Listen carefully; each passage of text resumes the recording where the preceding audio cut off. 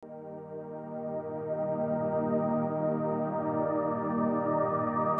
ini tak selalu berjalan di jalur terang.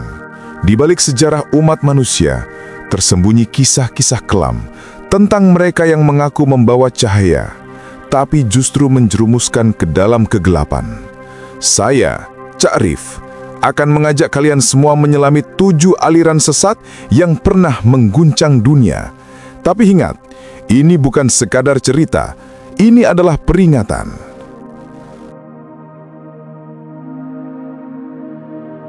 Nomor 7. Aum Shinrikyo, teror dari negeri Sakura.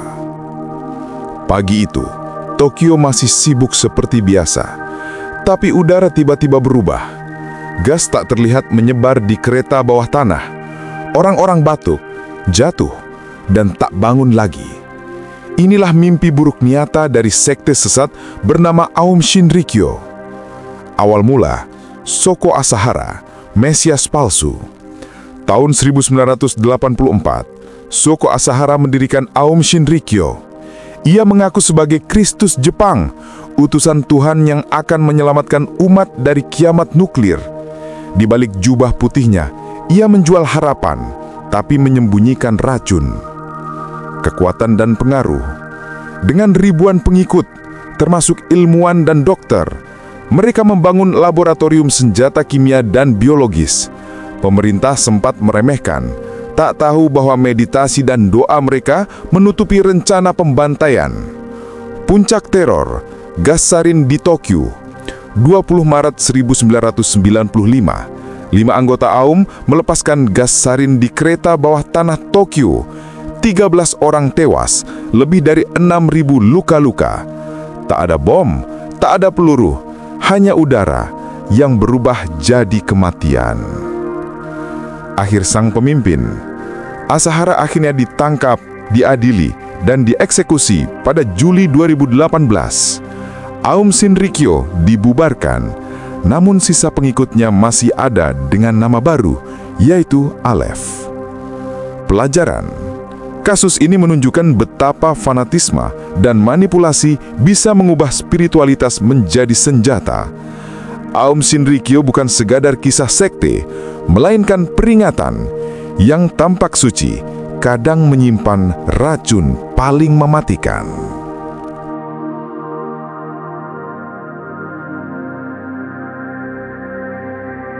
Nomor 6. The People's Temple, janji surga yang berujung neraka. 1978, Johnstown, Guyana, sebuah nama yang kini identik dengan tragedi terbesar dalam sejarah sekte. Jim Jones, Mesias palsu. Jim Jones, pendeta karismatik dari Indiana, mendirikan The People's Temple dengan janji kesetaraan dan keadilan sosial. Awalnya ia dipuja sebagai pahlawan, mengadopsi anak dari berbagai ras, memberi makan kaum miskin, dan berkhutbah tentang cinta tanpa diskriminasi. Namun, di balik karisma itu tersembunyi ambisi gelap. Johnstown, surga palsu di tengah hutan. Jones memindahkan ribuan pengikutnya ke hutan Guyana. Mereka membangun komunitas tertutup bernama Johnstown yang disebutnya Tanah Perjanjian.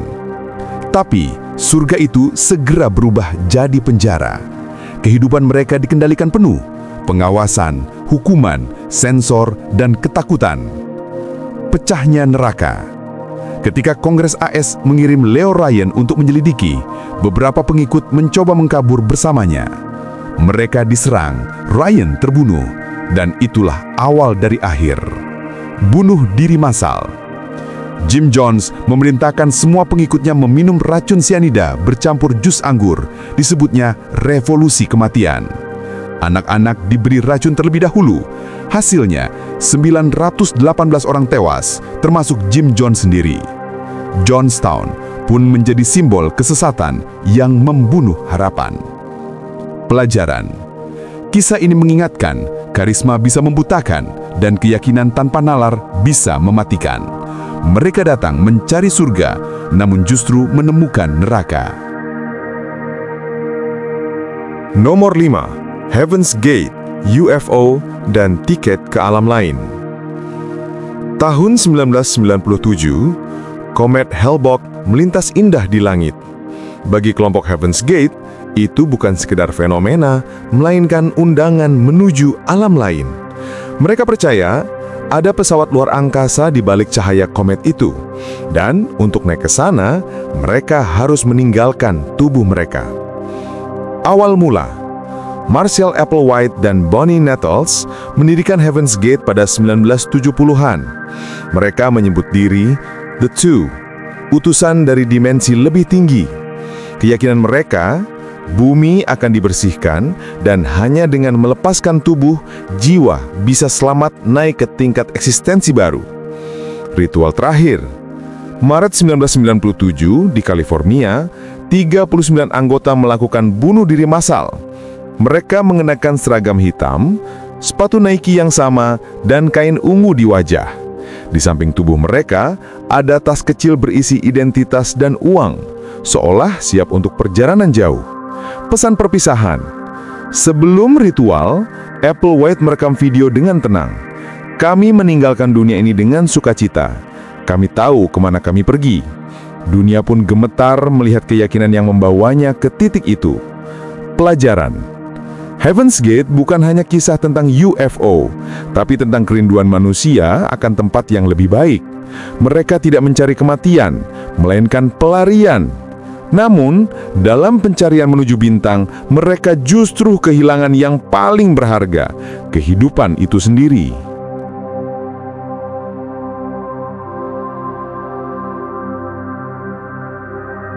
Nomor 4. Order of the Solar Temple, misteri api dan darah.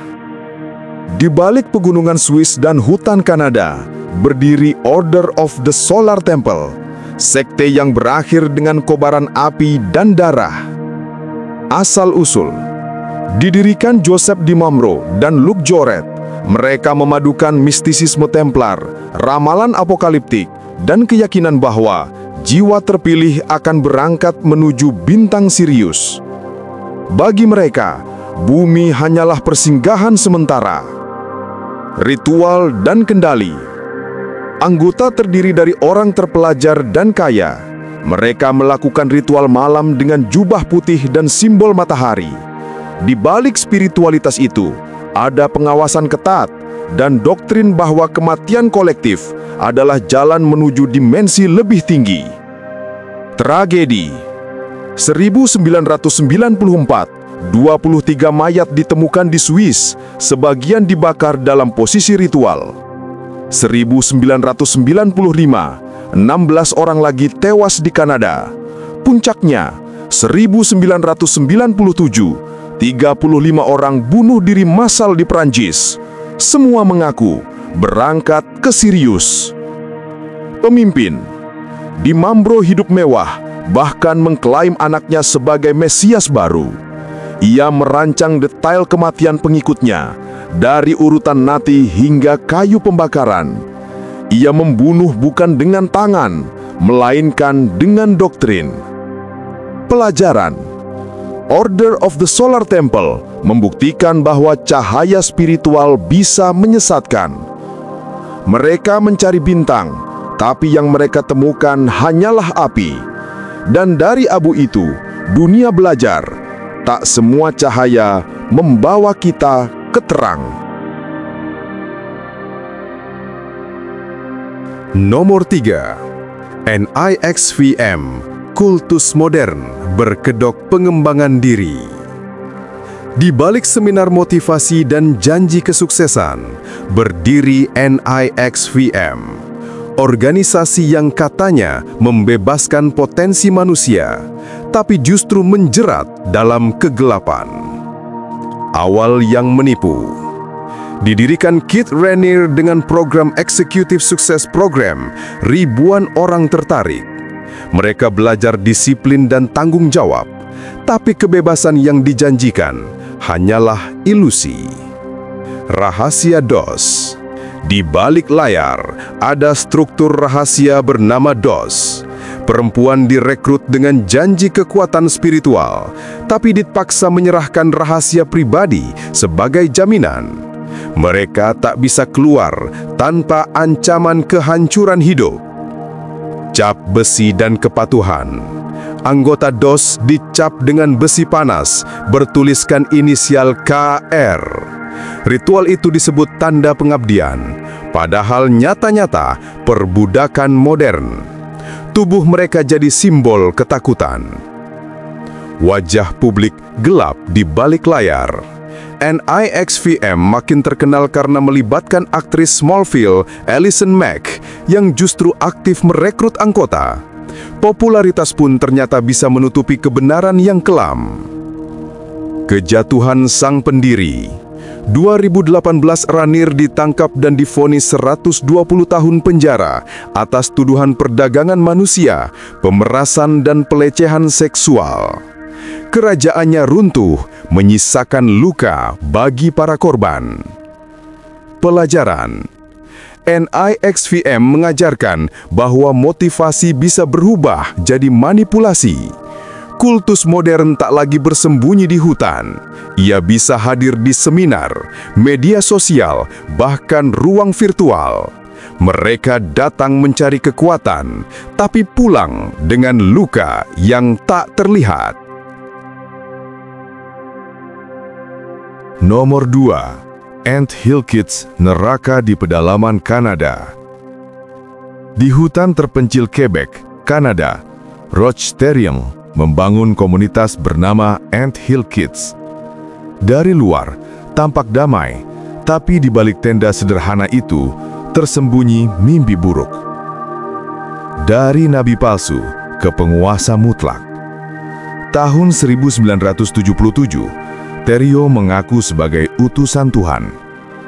Dengan kata-kata manis, ia menarik pengikut yang haus makna hidup, lalu membawa mereka jauh dari peradaban. Di sana, hukum hanya satu, kehendak sang pemimpin. Hidup dalam teror. Ia mengatur kapan mereka makan, tidur, bahkan bicara. Hukuman brutal jadi makanan harian.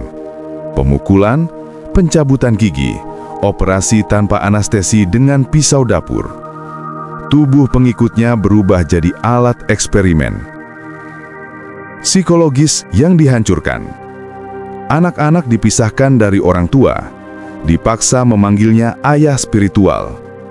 Siapapun yang ragu akan dipermalukan. Siapapun yang menentang dihukum. Ketakutan menutup ruang bagi logika. Yang tersisa hanyalah kepatuhan dan luka. Kejatuhan yang terlambat. 1989, seorang korban berhasil melarikan diri. Thériault ditangkap, divonis seumur hidup, dan akhirnya tewas dibunuh narapidana lain pada 2011.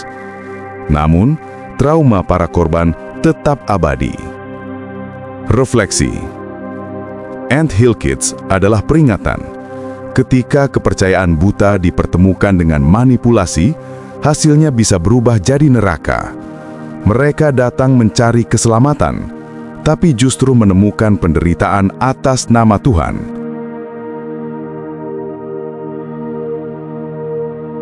Nomor 1. David Koresh dan Branch Davidians, Api di Waco. Di padang tandus Texas, berdiri kompleks Mount Carmel, tempat ibadah yang berubah jadi medan perang.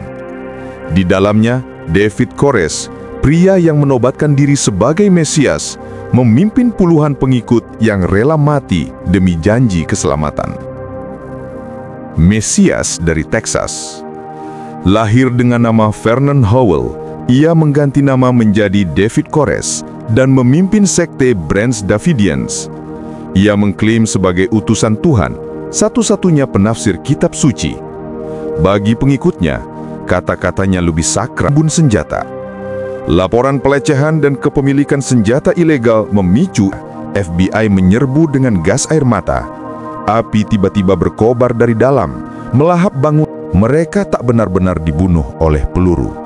Mereka dibakar oleh keyakinan. Aliran sesat bukan sekedar cerita horor.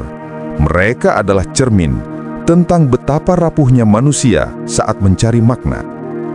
Jangan biarkan cahaya palsu membutakan mata hati kita. Saya Charif, pamit dulu. Tapi ingat, kebenaran itu kadang sunyi dan kesesatan sering datang dengan suara yang paling lantang.